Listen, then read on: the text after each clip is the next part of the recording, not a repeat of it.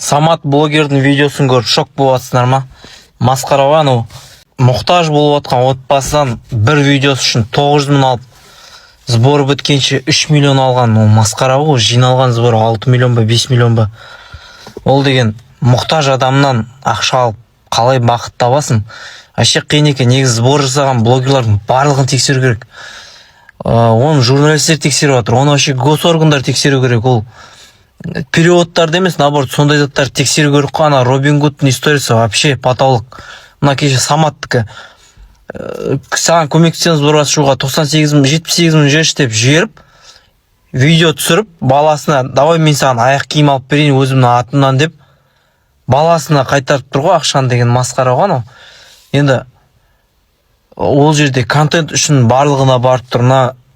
Ильяс Сариев деген сонда көп көретін едім. Екеуі вообще масқара. Ананікі енді уже хал үстіне жатқан, уже ем пайдаға аспайды деген адамдар тауып, соларға сбор жасап, содан түскен ақшаны букмекерға құйып отыр ғой. Біздің Робин Гудты, біздің елде бәрі наоборот. Робин Гудты ол деген байларды тонап кедейлерге береді ғой. А біздікі наоборот, кедейлерді тонап букмекердің байларына береді ғой.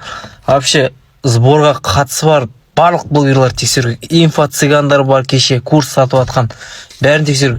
Бар ғой дұрыс блогерлар. Айтым Жакуб, Қарақбай бар, Человек Маски бар, Арчи бар, Қазақстан футболына әйтеуір жаны ашып бірдеме видеолар салып, поддержка жасап жүрген.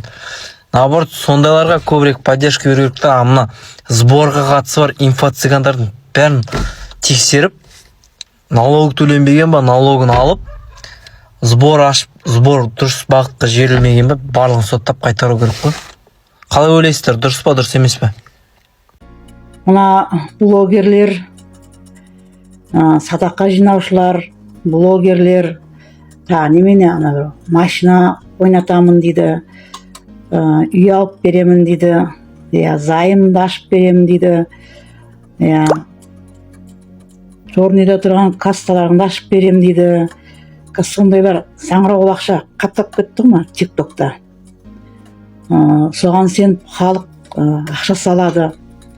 Мен Каспий Голд'ымды ашып берші, маған машина берші, маған үй берші деп. Саңырауқұлақ ақша қаптап кеткен мына блогерлерге тиым салу керек. Болды, жетті болар халықты алдап. Бұл блогерлер сайқымазақтар дейді ғой. Сайқымазақтар, коучтар. Олар өз қалталарын толтырып атқан білесіздер ме халық?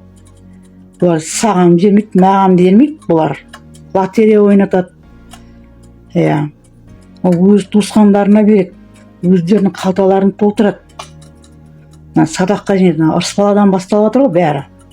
Ырыс бала жол ашып берді бәріне. 2-ның бірі блогер, 2-ның бірі садаққа жинаушы, 2-ның бірі қаракет қорын ашушы. Өз қалталарын толтырып атқан адамдар айтылар. Өздері байып атқан адамдар айтылар. Халықтың ақшасын салып алып қалталарына. Бизнес ашып, жерден квартира алып, 10 шақты қаладан квартира алып, байып атыр. Осыған тоқсау қою керек. Мына блогер сайқымазақтарға, коучтарға. Халық алданбаңыздар. Ешқандай садақа бермеңіздер. Мына ырыс баладан көрдік бәрін. Байып алған. Туысқандардың бәріне бір машинадан берген. 2 жерден 3 жерден үй алған. Байлығын көрсетіп мақтанып отыр ғой. Оның бәрі қайдан келген ақша? Садақадан келген ақша ғой. О заманда бұл заман садақадан байып деген естіп тұрған. Құдай сақтасын. Садақадан жинап байым аяқта қояйық. Осы бар 100 мың теңге ма алатынымыз үкіметтен. Сонымен аяқта байып отыра берейік. Садақадан жинап байып Құдай сақтасын. О заманда бұл заман естімейтін заманда болады екен. Көрмей. Бәрін көріп балып, көрге кіресін деп, садақадан жинап, байып атқан халықты көріп атырмыз. Құдай сақтасын. Сондықтан халық мынандай сайқымазақ блогерлерге, ырыс баласы сияқты коучтарға жем болмаңыздар. ешқандай садақа бермеңіздер.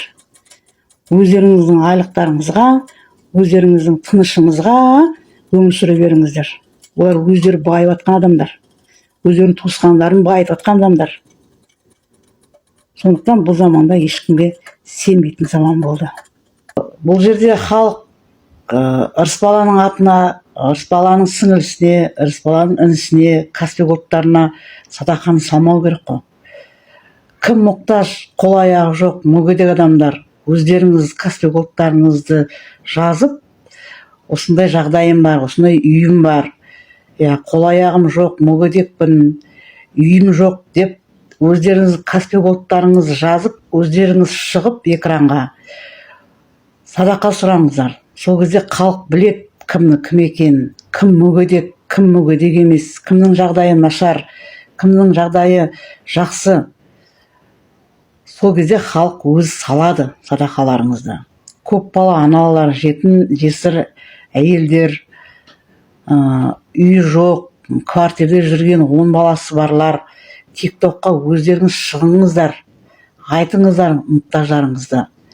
Сол кезде халық сіздерге салады ақшаны, садақа ретінде, садақа ақша Құдайдан қайтсын деп.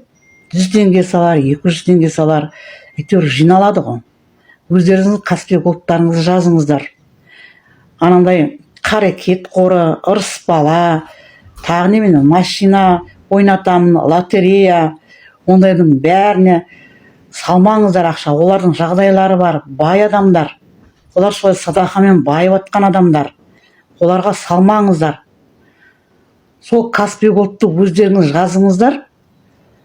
Тиктокқа шығыңыздар, жағдайларыңызды айтыңыздар.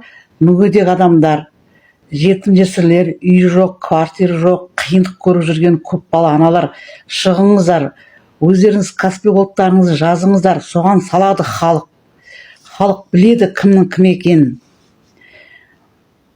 Өтірік коучтар, өтірік блогерлер, байыған ырысбалаға салмаңыздар. Қарекет қорына да салмаңыздар. Олар өздерінің қалталарын, өздерінің жағдайларын, өздерінің бизнестерін айналдыру үшін садақа жинап жүргендер. Халық өздеріңіз көздеріңіз ашық оқығансыздар. Сондай садақаны сондай жетім жесірлерге, ана Самат дегенге де салмаңыздар. Ол да сол жетімдер үйінен шығып, өзі блогер ашып солай. Жетімдер үйіне өздеріңіз барып беріңіздер қолдарыңызбен, садақа ретінде. Директоры бар, завушы бар, соларға беріңіздер. Әркімнің ашқан блогеріне, әркімнің ашқан коуч сайқымазағына сала бермеңіздер ақшаларыңызды. Мен сіздерге айтатыным сол, қазақ елі, мен өзім де қазақ елі, өзім де халықтың біреуімін. Мен ешбір адамға ақша салмаппын мен. Саматқа да салмаппын, ырысбалаға да салмаппын. Мен білем, что ол ақша қалталарына кетіп жатыр. Ол ақша баю үшін өздері жинап жатыр садақаны. Сондықтан қазақ елі, естеріңіз барда, көп майдаланбаңыздар, көп надан болмаңыздар, көздеріңізді ашыңыздар. Солай өздеріңіз ашып, Каспий голд жазып, халық өзі біледі сонда. Кімге не салу керек екен, садақаны қаяққа салу керек екен, сол кезде біледі. Мүгедек адамдар, өздеріңіз шығыңыздар. Көп аналар, үй жоқтар, солай. Жағдай қатты қиын адамдар, үйлеріңізді түсіріңіздер. Жағдайларыңызды айтыңыздар, өздеріңіз Каспий голдтарыңызды жазыңыздар. Сол кезде халық көреді, садақаларды салады. Әркім блогерлерге, бай адамдарға садақа салып, бай адамдарды байытпай ақ қойыңыздар, халқым. Аман болыңыздар.